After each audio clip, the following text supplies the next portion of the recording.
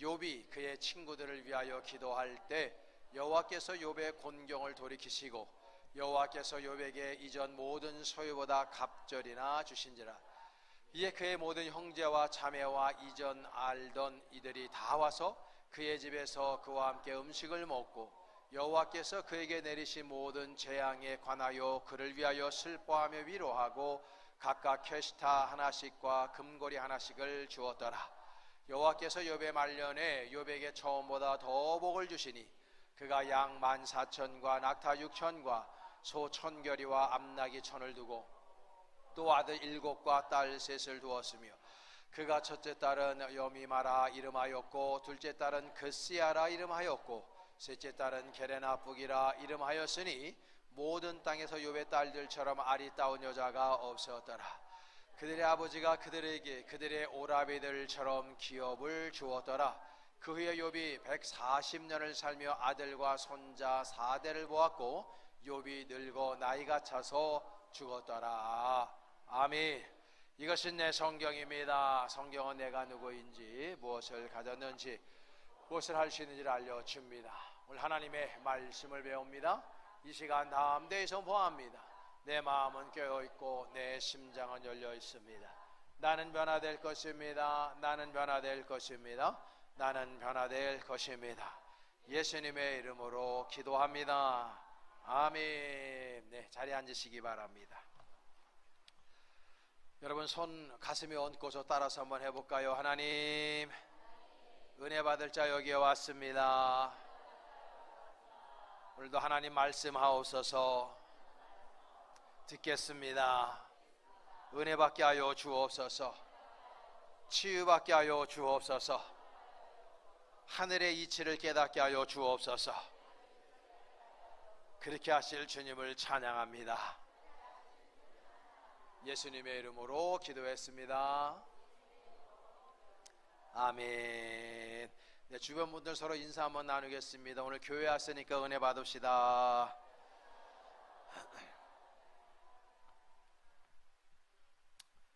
오늘 이 말씀을 본문으로 삼아서 부조리한 세상의 소망은 오직 하나님께 있다라는 제목으로 은혜 나누기를 원합니다. 지금 지구촌 저 유럽에서는 2024년도 전 세계의 하계 올림픽이 프랑스 파리에서 열리고 있습니다. 이제 끝을 향해서 가고 있는 며칠 남지 않았습니다. 오늘 보니까 우리나라가 순위가 6등인가 이렇게 돼요. 참 작은 나라인데 금메달을 9개씩이나 따고 참 우리나라가 스포츠 강국이기도 한 것 같아요.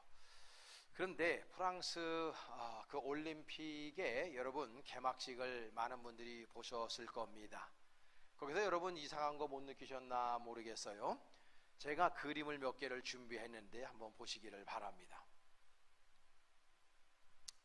레오나르도 다빈치가 그린 최후의 만찬이라고 하는 그림을 패러디해 가지고 지금 저렇게 퍼포먼스를 하고 있습니다.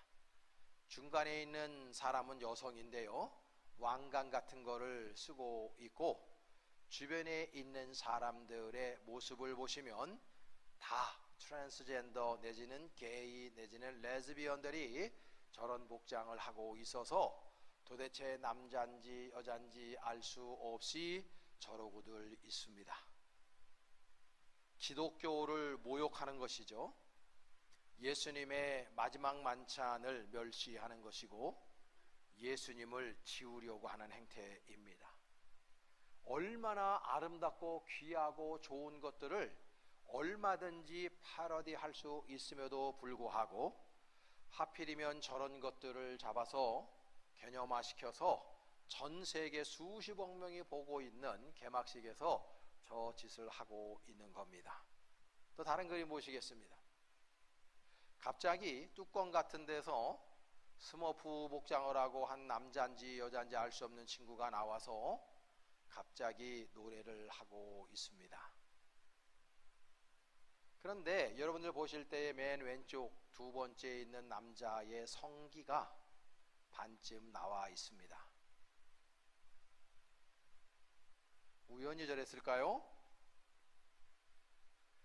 올림픽이라고 하는 것, 저런 퍼포먼스를 하는 것은 하나부터 열까지 다 기획이 되지 않으면 될 수 없는 일이고, 모든 것들을 철저하게 퍼포먼스를 시간별로, 장면별로 다 나누어서 하는 것이 올림픽입니다. 근데 지금 저 모습으로 하고 있고, 저 남자가 부른 노래가 존 레논의 Imagine이라고 하는 노래입니다. 자, 다음 그림 한번 보실까요? 맨 마지막 씬으로 기계로 만든 말을 타고 한 사람이 저 위에서 세느강을 쫙 그 밑에서 어떤 것이 움직이고 저 말을 타고 등장을 합니다. 많은 사람들은 야, 저거 뭐 굉장히 잘 만들었네 라고 이야기하지만, 우리같이 성경을 연구하고 일평생 전문적으로 목회하는 사람들이 보면 일순간에 저게 뭘 상징하는지를 대박 압니다.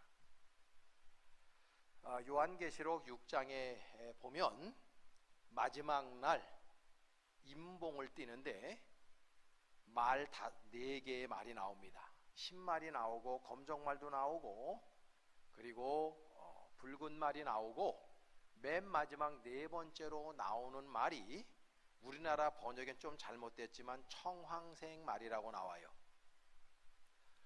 근데 이거 원어에 보면은 이게 pale horse입니다. pale이라고 하는 것은 창백한 말입니다.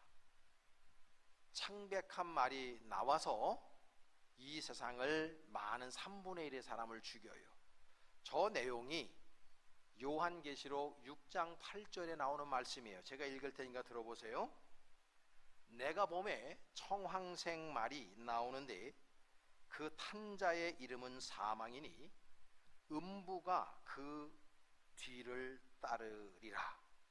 그들의 땅 4분의 1의 권세를 얻어 검과 흉년과 사망과 땅의 짐승들로서 죽이더라. 그러니까 저 위에 탄 자의 이름이 사망인 겁니다.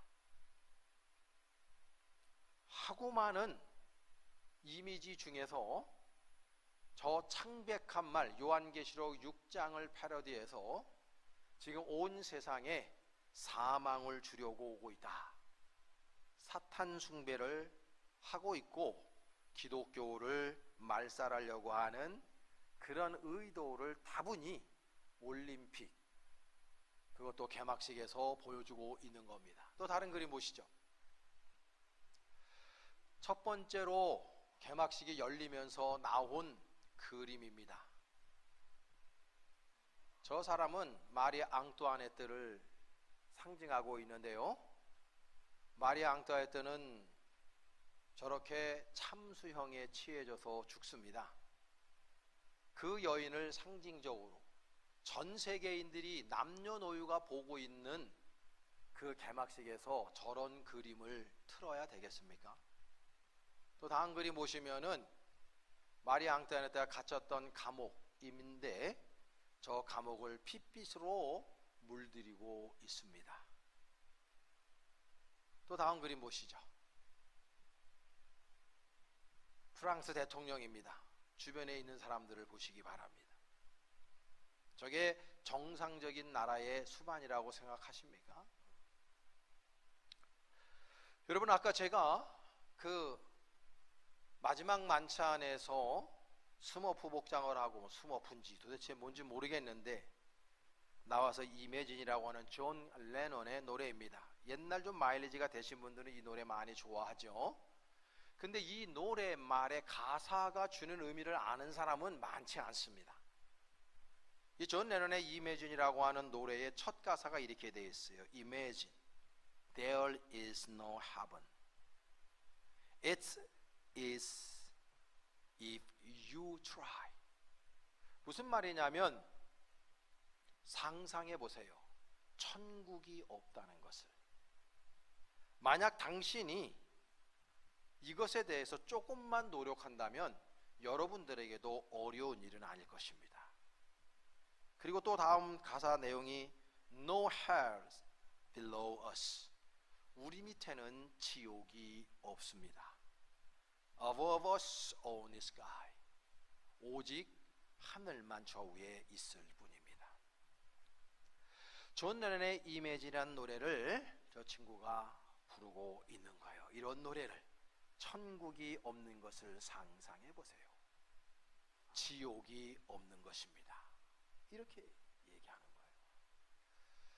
여러분, 저 보신 분 알겠지만은 제일 먼저 나온 가수가 있어요. 개막식에서. 보편적으로 우리나라도 그랬지만 어느 나라든지 올림픽을 하게 되면 그 나라에서 가장 유명하거나 의미 있고 가치 있는 가수를 내세워서 노래를 부르는 것이 일반 상식이죠. 그런데 파리 올림픽에서 제일 먼저 나온 가수가 미국의 여자 가수입니다. 누군지 아십니까? 레이디 가가입니다. 레이디 가가가 누굽니까? 청소년들에게, 전 세계 청소년들에게 가장 폐해를 입히고 있는, 영적으로 완전히 악마적인 상태에 있는 그 여인을 첫 번째 가수로, 프랑스와 전혀 상관없는 여인, 그런 여인을 가수로 내세워서 노래를 부르게 합니다. 권투 시합이 있었습니다. 3, 4일 전에. 그런데 거기에서 평생을 권투했던 여성 복서가 몇십 초 만에 기권을 합니다. 코뼈가 부러지고. 왜 기권을 했느냐? 상대 선수가 XY 염색체를 가지고 있는, 다시 말해서 남자인데 본인은 여자라고 주장하는 사람을 IOC가 제거해주고 복서로 여자랑 경기할 수 있어요. 자기가 여자라고 말하니까 경기를 시킨 거예요. 일평생 복서로 있었던 여자와 일반 남자가 같은 체급으로 붙어도 남자한테 주먹 한 대 맞으면 여성들이 어떻게 되겠어요? 일평생 복서로 있었던 남자아이인데 본인이 여자라고 주장하는 아이를 그 올림픽 경기의 선수로 내보냈으니 그 여자가 한 대 맞고 코뼈가 부러지고 그 자리에서 경기를 기법했어요. 지금 이런 일들이 우리가 살아가고 있는 이 세상에서 버젓이 벌어지고 있어요. 내일이 아니라고 관심을 두지 않을 계제가 아닙니다. 여러분, 세상은 이렇게 부조리합니다. 불합리하고 납득되지 않는 일들이 우리 주변에서 너무나도 많이 일어나고 있어요. 그 유명한 컴퓨터 황제인 빌 게이트가 캘리포니아 주에 있는 굉장히 최고 유명한 고등학교 졸업식, 마운틴 휘트니 고등학교에서 졸업식 때 학생들한테 저런 얘기를 했어요. Life is not fair. 절대 세상 인생은 공평하지 않다. Get used to it. 그거 받아들여라. 여러분, 보편적으로 훌륭한다고 하는 사람이 고등학교 졸업식이나 학생들한테 가서 이야기할 것은 You should have dream. 뭐 꿈을 좀 가져라. 인생 아름답다, 살만하다, 뭐 이런 희망의 메시지를 전해줘야 되는 거 아닙니까? 근데 빌 게이트는 이야기하는 거예요. Life is not fair. 세상이 공평하지 않다는 이야기를 해요. 세상은 공평하지 않아요. 굉장히 부조리하고 그리고 비이성적이고 비상식적인 일들이 지속적으로 우리 주변에서 난무하고 있어요. 성실하고 착하게 사는 사람들이 고난을 받고 악하고 아주 교활하게 사는 사람들이 성공 가도를 걸어가는 예를 우리 주변에서 너무나 많이 발견할 수도 있어요. 그래서 우리 인생이 안타까워요. 사실 아담과 하와 이후에 아담과 하와가 선악과를 먹음으로 말미암아 하나님과의 단절을 경험하고 그 가운데에 인생에 악이 들어옵니다. 죄악이 들어와서 그 죄악이 지속적으로 이 세상을 점령하고 그 악이 구축됨으로 시스템화됨으로 말미암아 이 세상이 지금 이 모양이 된 거예요. 여러분 창세기에 가서 보면은 가인과 아벨의 스토리가 나오죠. 근데 하나님 아버지께서 가인의 예배를 받지 아니하시고 아벨의 예배를 받으시죠. 그것 때문에 억하심정이 생긴 가인이 그의 친동생인 아벨을 광야에서 때려 죽입니다. 아벨은 허무한 죽음을 맞이해요. 아벨이라고 하는 이름의 뜻이 헛되다, 허무하다, 그런 뜻이에요. 여러분 전도서 1장 1절은 어떻게 시작합니까? 전도서 기자가 인생을 이만큼 살아보니까 인생은 헛되고 헛되니 헛되고 헛되도다. 히브리 원전에 보면 헛되다라는 말이 헤벨입니다. 이 헤벨과 아벨은 같은 말입니다. 인생이 헛된 인생이 있다는 거죠. 여러분 우리가 이 살아가는 세상을 여기 보고 저기 봐도 날마다 부조리한 삶, 그리고 비합리적이고 논리적으로 설명할 수 없는 그런 일들이 우리 주변에서 얼마든지 벌어지고 있어요. 하나님은 공평하신데 우리 인간은 공평하지를 않아요. 왜? 죄악 때문인 거죠.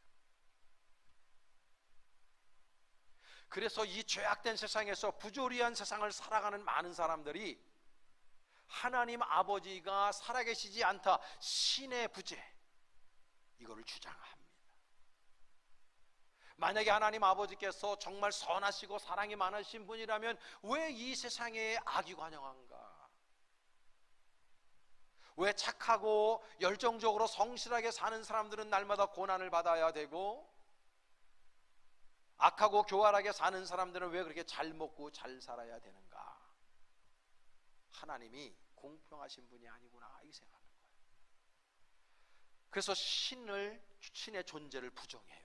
어떤 사람들은 신은 있다고 믿어요. 그러나 이렇게 말합니다. 하나님 아버지께서 세상을 창조하셨지만은 하나님은 악을 다스리시는 능력이 없는 분이다.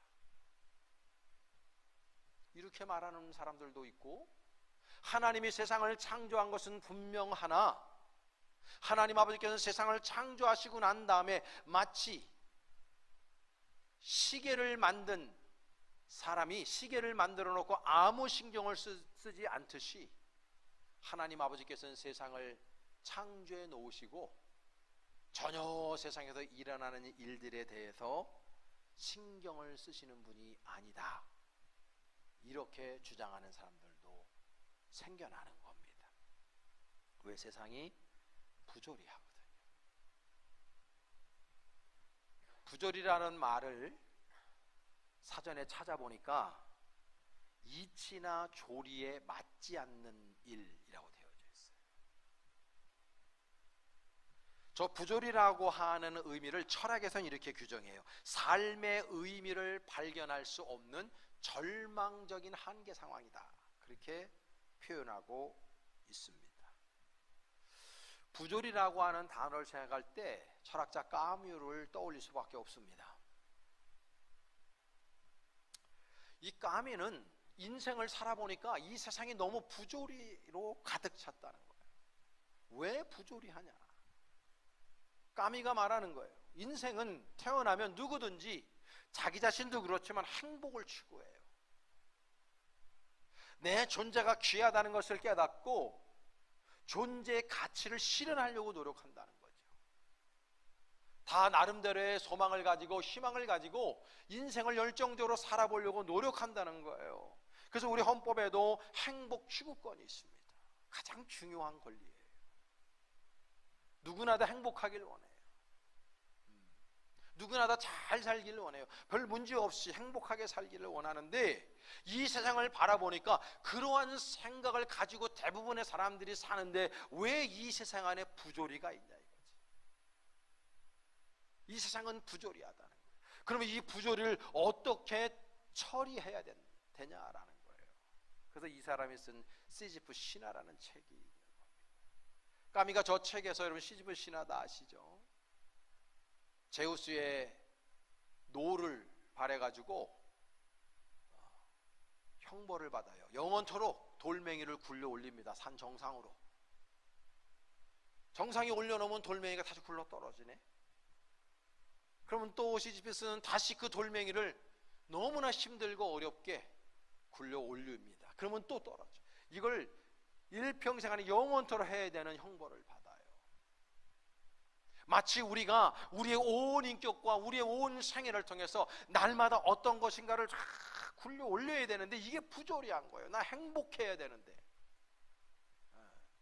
나 잘 먹고 잘 살아, 나 가치를 실현해야 되는데 그런 삶을 살 수 없는 구조 속에 있다는 거예요. 그럴 때 까미는 얘기하죠. 이 세상에 저항해야 된다, 반항해야 된다. 그래서 까미는 데카르트의 그 유명한 나는 생각한다, 고로 나는 존재한다, 이 아포리즘을 패러디합니다. I level, 나는 저항한다. Therefore I exist, 그러므로 나는 존재한다라고 바꿔요. 그 날마다 우리 이 부조리한 세상 속에 여기에 그냥 나의 운명을 맡기고 순응하면서 사는 인생이 아니라 나에게 주어진 모든 자원, 그게 지적 자원이든지 육신적인 자원이든지 인적 자원이든지 물질적인 자원이든지 그 모든 자원을 총동원해서 열정적으로 살아서 대응해야 된다라는 거예요. 그럴 때 우리 안에 프리덤, 자유가 온다고 말해요.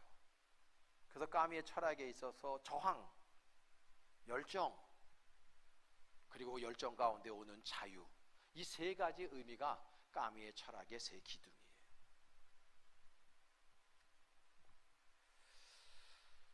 여러분, 성경에 수많은 인물들이 등장을 하죠. 그 등장하는 인물들 가운데 가장 부조리한 생을 경험한 사람이 누굴까? 욥이에요. 욥은 오늘 본문 오늘 읽지 않았지만 욥 전체의 1장 1절 욥을 여는 첫 번째 절에서 욥에 대해서 저렇게 설명해요. 한번 우리 읽어봅시다. 시작. 우스 땅에 욥이라 불리는 사람이 있었는데 그 사람은 온전하고 정직하여 하나님을 경외하며 악에서 떠난 자더라. 여러분, 저렇게 사는 분들 여러분들 중에 있어요? 또 바로 또 없다 그러면 제가 또 좀 미안하고. 성경을 보면은 인간은 퍼펙트한 인간은 없기 때문에 성경은 온전한 이란 용어를 써요. 이 신앙적으로 온전하다는 의미가 무슨 의미냐면 하나님을 경외한다는 의미이고 하나님을 예배할 줄 안다는 의미가 그 안에 내포되어져 있는 용어예요. 늘 하나님의 말씀 편에 서서 선하게 사는 사람이다. 어떤 선택의 기로에 섰을 때 날마다 선을 선택하는 그 선이라는 것이 인간의 의미하는 선이 아니라 하나님께서 의미하시는 선이다. 하나님의 말씀을 항상 인생의 내비게이션 삼아 길라잡이 삼아 이 하나님의 말씀 따라 사는 사람이다라는 것을 온전함으로 표현하거든요. 그러니까 욥이라고 하는 사람은 굉장히 하나님 아버지 보실 때에 합당한 삶, 하나님의 마음을 즐겁게 하고 여름에 얼음 냉수와 같이 시원케 해드리는 삶을 사는 사람이었다라는 것을 이 1장 1절이 우리들에게 이야기해주고 있는 거예요. 근데 이런 사람의 일생 속에 한순간에 그 가정이 풍비박산납니다. 아들 7에 딸 3이 있었는데 자녀들이 하루아침에 다 죽어버려요. 얼마나 여러분, 그럼 어떻게 말로 표현할 수 있을까요? 그뿐만 아니라 자신의 몸에는 악창이 나가지고 기화장으로 자신의 몸을 긁어야 돼요. 그뿐만 아니라 자신의 사랑하는 아내는 당신이 믿는 하나님을 저주하고 죽으라고, 자살해 죽으라고 이렇게 악담을 하고 떠나요. 그리고 그의 친했다는 친구들은 와서 너 숨겨진 죄가 있지, 그러니까 네가 인과응보적으로 네가 지금 벌을 받고 있는 것이다, 너 선한 척하고 의로운 척 다 하다가 이런 꼴을 당하는 거 보니까 네가 죄인이구나 라고 하면서 위로해주기는커녕 오히려 욥을 비난합니다. 우리 입장 바꿔 생각해보면 보편적인 사람들은 이런 상황에 놓이게 되면 하나님을 떠날 거예요. 내가 뭘 잘못한 게 있어, 나 열심히 산 죄밖에 없고 하나님 열심히 예배드리고 선을 행하며 살았는데 왜 내가, 그리고 우리 가정이 이렇게 풍비박살 나야 되냐라고 하면서 신앙을 버리는 사람도 엄청 많을 거고, 자기 자신을 견디지 못해서 미쳐버리거나 자살해 죽는 사람들이 태반일 거예요. 그런 상황에 놓였다고 생각해 보세요. 여러분, 어떻게 여러분 대처할 것인가? 쉬운 일이 아니에요.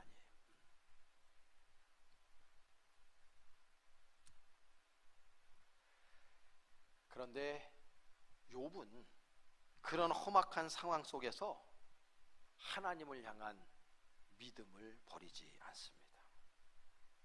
여기에 까미가 이야기하는 부조리한 세상 맞아요. 그것으로 끝나지 않아요. 근데 하나님을 믿는 사람들은 그것으로 끝나지 않는다. 우리가 소망을 품을 수 있는 것은 우리들에게 하나님이 계시다는 이 사실을 우리가 마음에 품고 있기 때문인 것입니다. 그 믿음이 우리에게 있기 때문이에요. 하나님 아버지께서는 절대로 우리들을 외면치 않으시는 분이라는 걸 우리가 깨닫고 있기 때문입니다. 우리가 세상 속에, 부조리한 세상 속에 살아가고 있는 것은 분명하지만, 그럼에도 불구하고 하나님 아버지께서는 절대로 우리를 고아와 같이 방치해 두는 분이 아니라는 거죠. 하나님은 욥에게 나타나셨어요. 그 부조리함 가운데에, 정말 고난 가운데 이루 말할 수 없는, 인간의 언어로 표현할 수 없는 그런 아픔 가운데 있었던 욥을 외면치 않으시고 욥에게 나타나셨어요. 오늘 본문 10절 말씀입니다. 우리 10절 말씀 함께 읽겠습니다. 시작. 욥이 그의 친구들을 위하여 기도할 때 여호와께서 욥의 공경을 돌이키시고 여호와께서 욥에게 이전 모든 소유보다 갑절이나 주신지라. 할렐루야. 하나님은 그 고난당하고 부조리한 상황 속에서 역경 가운데 눈물 짓고 있는 그 욥을 외면치 않으시고 그에게 나타나셔서 더 이상 침묵하시지 않았다. 내가 너에게 갑절의 은혜를 더할 것이다. 위로하고 계시단 말이에요. 그래서 오늘 보면 12절과 14절까지 말씀을 보면 이렇게 되어 있어요. 우리 다 같이 시작. 여호와께서 욥의 말년에 욥에게 처음보다 더 복을 주시니 그가 양 14,000과 낙타 6,000과 소 1,000결이와 암나귀 1,000을 두었고 또 아들 7과 딸 3을 두었으며 모든 땅에서 욥의 딸들처럼 아리따운 여자가 없었더라. 할렐루야. 갑절의 은혜를 받았다. 양, 낙타, 소 이런 거가 부러운 게 아니라 지금 욥기에서 우리들에게 던져주고 있는 메시지의 중심 주제는 얼마나 많은 재산을 얻었느냐, 이게 중요한 게 아니에요. 그걸 말하려고 하는 게 아니고, 하나님 아버지께서는 욥이 부조리한 세상 속에서 아픔을 당하고 어려움을 당하고 죽을 것 같은, 정말 죽는 게 나을 것 같은 고통 중에 있는 그 욥을 외면치 않고 계시다는 메시지를 우리에게 던져주고 있는 거예요.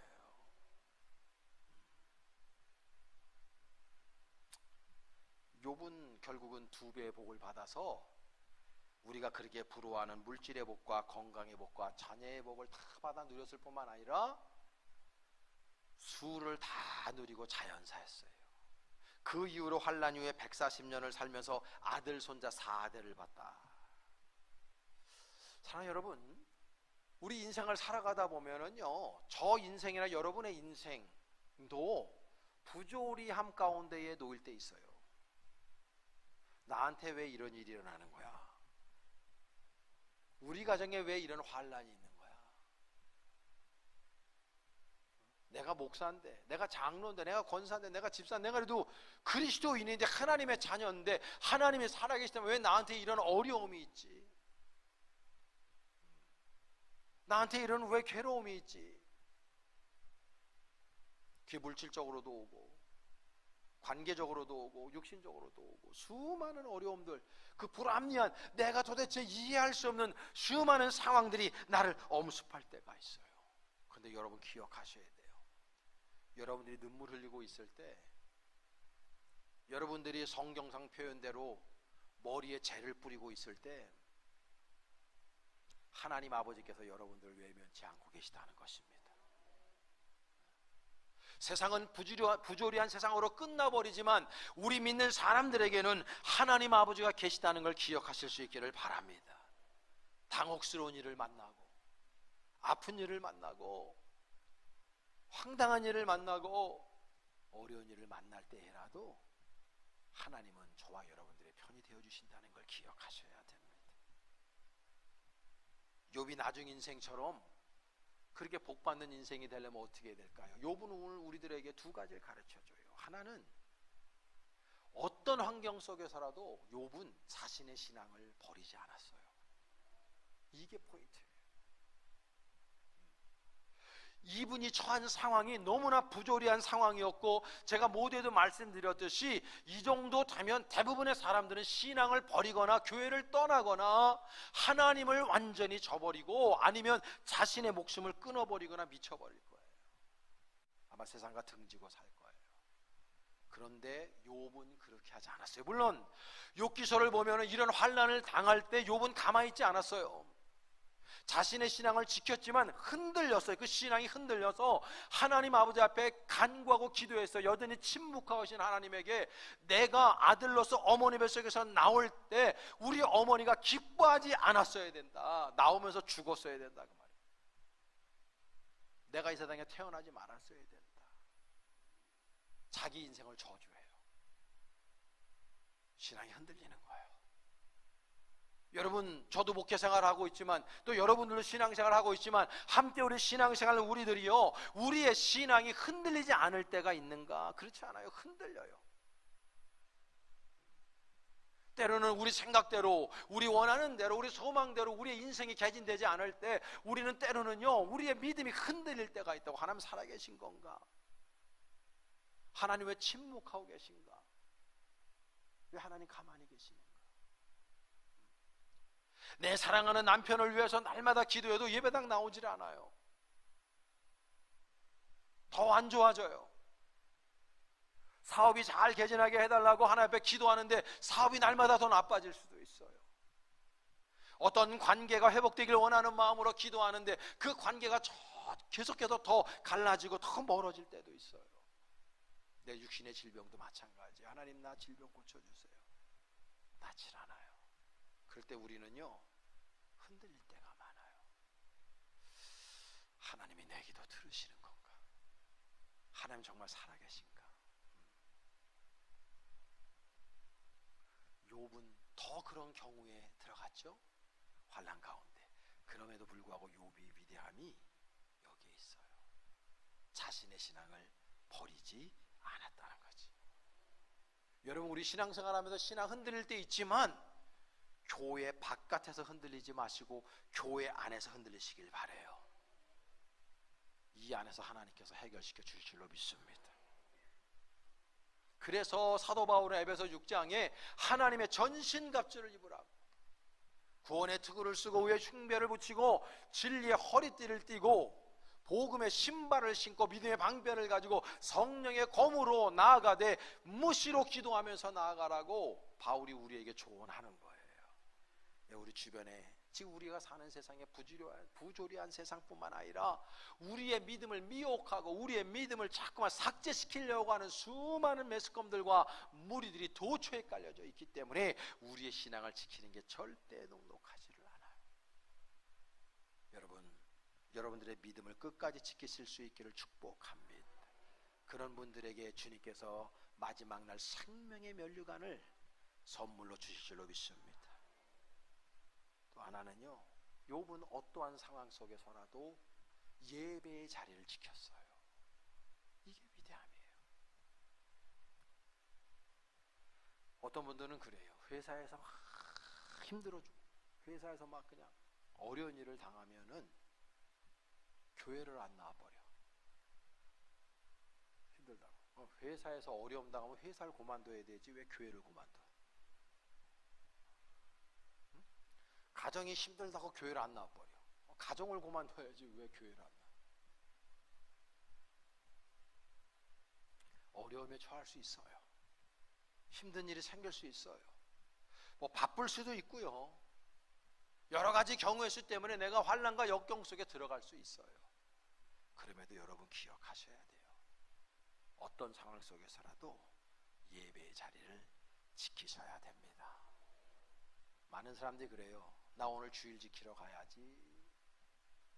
잘못 말씀하시는 거예요. 예배가 여러분들을 지키는 거지 여러분들이 예배를 지키는 게 아니에요.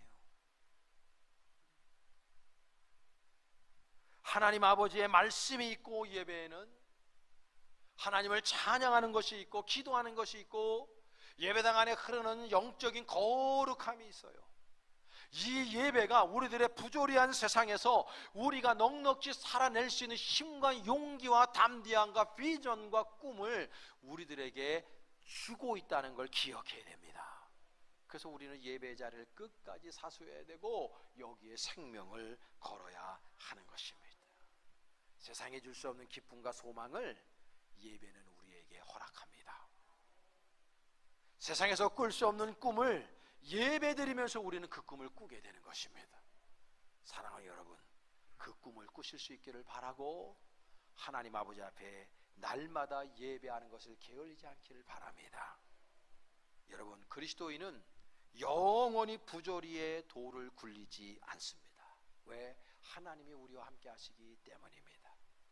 때는 우리가 힘들고 어려운 일을 만나도 욥과 같이 끝까지 우리의 신앙을 지키고 예배자를 지킬 때 하나님 아버지께서 우리들에게 새로운 소망으로 날마다 나타나실 줄로 믿습니다.